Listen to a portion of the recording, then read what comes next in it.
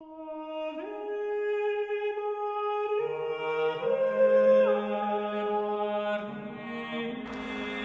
sommes en 1213.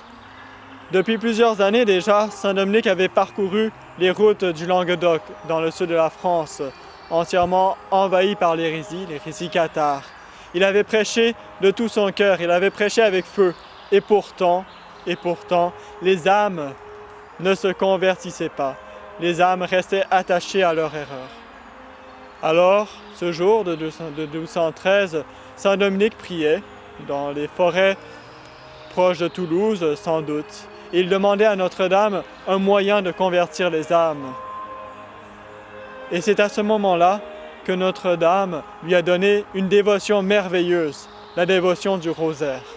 Elle lui a donné comme un moyen invincible de convertir les âmes et d'obtenir les grâces nécessaires pour le salut des individus, des sociétés, des familles et de l'Église entière. Et depuis ce temps-là, Notre-Dame n'a cessé d'accorder des grâces nombreuses à toute cette dévotion. C'est d'abord la bataille du Muret. En 1213, les chevaliers catholiques, ils n'étaient que 800, devaient affronter une importante armée ennemie, une armée qui soutenait l'hérésie. Saint Dominique s'est mis en prière, il a enseigné cette dévotion du rosaire dans une petite chapelle.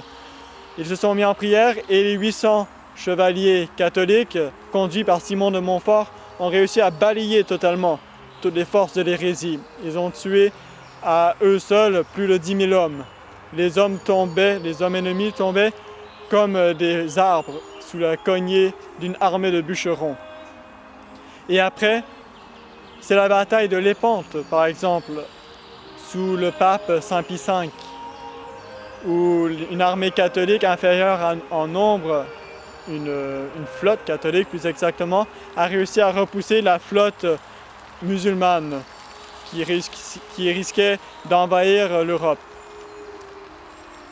Et puis ensuite, c'est Fatima, où Notre-Dame recommande deux choses principales, les 5 premiers samedis du mois, et puis aussi le chapelet. Le chapelet, 5 dizaines, bien comme il faut, tous les jours, pour obtenir toutes les grâces nécessaires. Et un peu plus tard, c'est au Brésil, nous sommes en 1964, et un président communiste avait réussi à prendre le pouvoir. Il risquait de soumettre le Brésil entier à cette dangereuse erreur. Et alors, par milliers, des femmes sont sorties, des femmes brésiliennes, des femmes catholiques, toutes simples. Elles ont réussi à obtenir de Notre-Dame cette victoire qui semblait humainement absolument impossible. Mais on peut se demander ensuite pourquoi est-ce que Notre-Dame a voulu attacher tant d'importance à cette dévotion du rosaire. Eh bien, c'est très simple. C'est parce que c'est une dévotion vraiment excellente pour conduire nos âmes vers le ciel, ce qui est au fond le seul but. Vous savez que nous sommes ici-bas, comme en un pèlerinage. Nous ne passons qu'un peu de temps, 80 ans environ, ici-bas, et après c'est l'éternité. Alors tout le but de ces 80 ans, c'est de nous diriger vers le ciel. Et le rosaire est un moyen excellent pour y arriver. Parce qu'en fait, pour atteindre notre but, il faut deux choses. Il faut d'abord connaître notre but, et ensuite avoir la force de marcher. C'est comme dans tout voyage humain, dans un pèlerinage. Si vous voulez aller dans un sanctuaire de Notre-Dame, il faut d'abord savoir où est ce sanctuaire.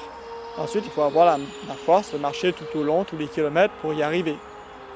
Eh bien, le rosaire nous fait connaître comment aller au ciel. La voie qui mène au ciel, c'est notre Seigneur. Notre Seigneur qui est la lumière du monde. Notre Seigneur qui a dit qu'il est la vérité, la voie et la vie.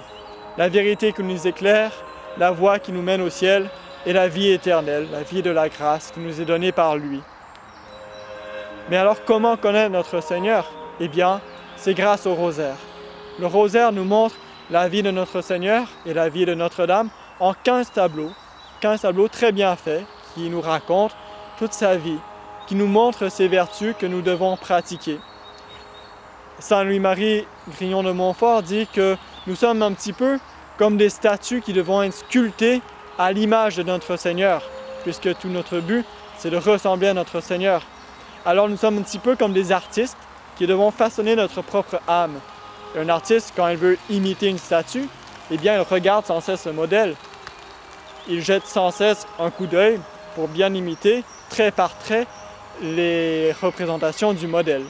Eh bien, notre vie, c'est un petit peu pareil. Nous devons regarder régulièrement, tous les jours, notre Seigneur pour chercher tous les jours à l'imiter un petit peu mieux, à lui ressembler un petit peu davantage. Et ça, c'est par le rosaire qu'on peut le faire, surtout. Et ensuite, il ne s'agit pas d'avoir seulement la connaissance de notre Seigneur, puisque même ceux qui n'ont pas la foi peuvent avoir une certaine connaissance de notre Seigneur. Ça ne suffit pas, évidemment.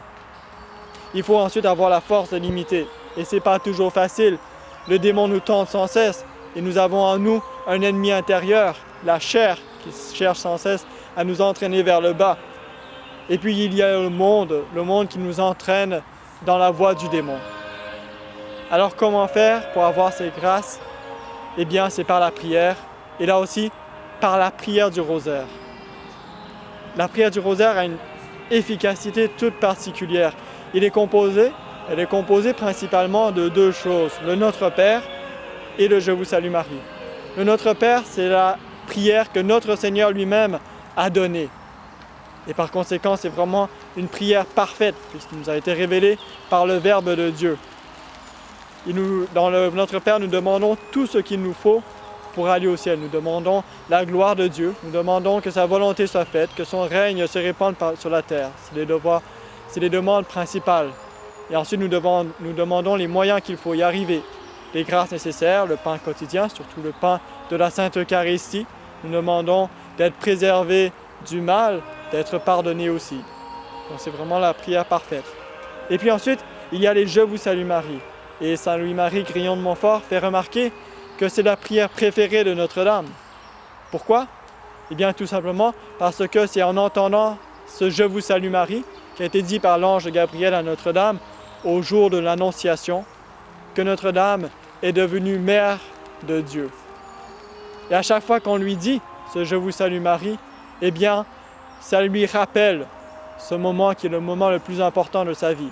Et alors elle est toute disposée à nous répandre partout ces grâces choisies pour ses enfants qu'elle aime. Voilà, alors le rosaire nous montre la voie à suivre et nous donne la force aussi d'y arriver. Pour réussir à répandre partout cette dévotion, Saint Dominique a institué une association pieuse, la Confrérie du Rosaire. Et ensuite, le bienheureux Alain de la Roche, un peu plus tard, quelques siècles plus tard, l'a répandu dans le monde entier. C'est une association qui a pour but de faire connaître le rosaire, de répandre partout cette dévotion et de l'entretenir. Parce que ce n'est pas tout de la connaître, il faut ensuite continuer à la dire tout au cours de cette vie. Et c'est un moyen très efficace. Tous les papes, de nombreux papes, n'ont cessé de recommander cette confrérie du rosaire comme un moyen très efficace. Ils l'ont enrichi de très très nombreuses indulgences, de très nombreuses grâces. Que ce soit pour chaque Je vous salue Marie, il y a des indulgences spéciales accordées pour les membres de la confrérie, pour chaque chapelet et à certaines occasions, à certaines fêtes, ou par exemple tous les mois, à la fin de chaque mois, des indulgences spéciales sont accordées. Il y en a des listes, il y a des pages et des pages d'indulgences qu'on peut gagner en rentrant dans cette confrérie. Et puis, tous les membres de la confrérie mettent en commun d'une certaine manière les grâces reçues par la récitation du chapelet. Ils mettent tout cela en commun de façon à ce que ça puisse servir à tous. Parce que la prière, c'est pas comme de l'argent. Une seule prière peut servir à tous les membres de l'Église. C'est ce qu'on appelle la communion des saints. Et puis, troisième chose, eh bien, la confrérie du rosaire est très efficace pour nous ancrer dans cette dévotion tout au cours de cette vie, puisque nous prenons certains engagements. Ce n'est pas des engagements sous peine de péché, bien sûr, mais enfin, c'est des engagements tout de même à réciter tout au cours de notre vie le chapelet. Alors, quels sont ces engagements? Ce sont des engagements très simples, en fait. La confrérie du rosaire ne demande que de dire un rosaire toutes les semaines. Alors, pour ceux qui disent le chapelet tous les jours, comme Notre-Dame l'a tellement recommandé à Fatima, eh bien, c'est automatique. Vous dites votre rosaire toutes les semaines. C'est donc une confrérie qui est très facile et qui obtient de nombreuses grâces. C'est une confrérie qui a été qui est entretenu par les dominicains, puisque c'est Saint Dominique, le fondateur des dominicains, qui a reçu des mains de Notre-Dame le chapelet, et bien, qui l'a institué. Elle a été répandue ensuite par le bienheureux Alain Laroche, qui est un dominicain, et ensuite, tout au cours de l'histoire, elle a été répandue partout par l'ordre des frères prêcheurs, par l'ordre des dominicains. Alors, eh bien, n'hésitez pas à rentrer dans cette confrérie. Notre-Dame est apparue à la rue du Bac il y a quelques siècles avec de nombreuses grâces. Elle tendait ses mains vers la terre qui était sous elle et il y a des rayons qui sortaient de ses doigts, des rayons lumineux qui représentaient toutes les grâces que Notre-Dame voulait donner aux âmes. D'ailleurs, vous voyez ici Notre-Dame représentée comme elle était à la rue du Bac, avec des rayons descendant de ses mains vers la terre. Ce sont les grâces qu'elle veut nous accorder, qu'elle veut accorder à la terre entière. Or, certains de ces rayons sont sombres. Pourquoi? Eh bien, elle a expliqué que ce sont les grâces qu'elle voudrait nous donner, mais qu'elle ne peut pas nous donner dans le plan de Dieu parce qu'on ne les demande pas. Ces grâces, il faut les demander. Notre-Dame veut qu'on demande ces grâces. Elle veut que vous rentriez dans cette confrérie du rosaire pour recevoir d'elle tous ces trésors de grâce qu'elle ne demande qu'à donner aux âmes, à vous donner, à vous, à vos familles, à votre pays, à l'Église entière.